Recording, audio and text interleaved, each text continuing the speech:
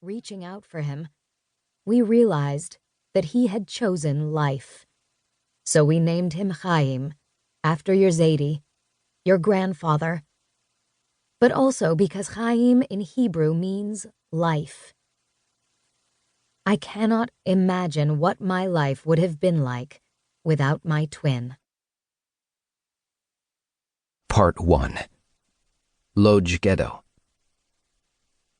Photograph of a dead child on the street. Such an ordinary sight. 13 people walk by, hardly giving her a glance, as if she were a rabbit dead in a field, or an old dog who died by the fire. Just another piece of dreck on the cobbles to be taken away by the garbage collector. 300 calories a day. Such rations could not sustain a growing child, so she stopped growing. Her feet, her legs, her face stiff and cold, like pavement and as gray. This child, who once danced about in her mother's kitchen, a bit of afikomen in her hand, the 4 questions so lately in her mouth. Dance, little Chanale, Chaya, Gittel, Rachel, whatever your name was when you were alive. Dance on the streets of heaven, for you shall never dance here again. Chaim Abramowitz. 1.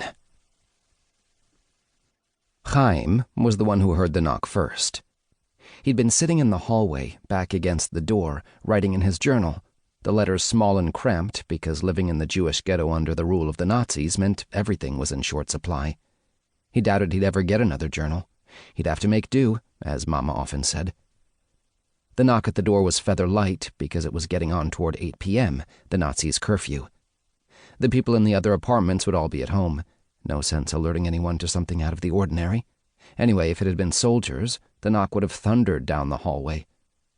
Papa always said, the Germans are not a quiet people, nor are their hirelings. Chaim went to stand by the door, waiting till the knock came again. Only then did he take a quick look through the peephole. A brown eye peered back at him. A year ago, he would have had to hop up on the box kept near the door to be able to see through the peephole, but he'd gotten taller. A growth spurt, Mama called it, as if Chaim were some kind of fountain.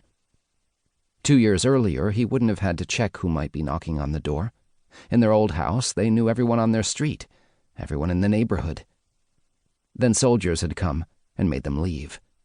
They'd been told that the move to the ghetto was a temporary resettlement, for accountability only. A hardship, but not a life sentence. The state required it. Poland required it. God required it. The rabbi who met them at the ghetto gates spoke to them in Polish and Yiddish. His welcoming speech was brief, but it felt to Chaim that it was one the rabbi had given so often he no longer believed it himself. Chaim had turned to Gittel, flashed her the hand sign that meant lies. His left pointer finger down, his right pointer finger up. Possibly, she whispered, then shook her head and let her 3 middle fingers tremble, meaning afraid. He whispered back, same thing, using up 2 of his few words. Sometimes. Her voice seemed to shake a little. That gave him pause, because Gittel was never afraid of anything. He counted on her. Gittel? Her name was forced through his closed teeth. She reached over and squeezed his hand. Mama had shushed them both.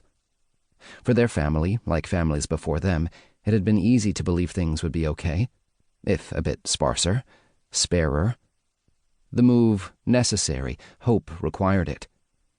But now the slow drip, drip of despair, like acid on iron, had begun to eat away that hope. Belief, Mama often said, is the first thing to come and the last thing to go. Belief, Papa always countered, is for children. At just 14, their birthday had been 2 weeks earlier, Chaim no longer felt like a child.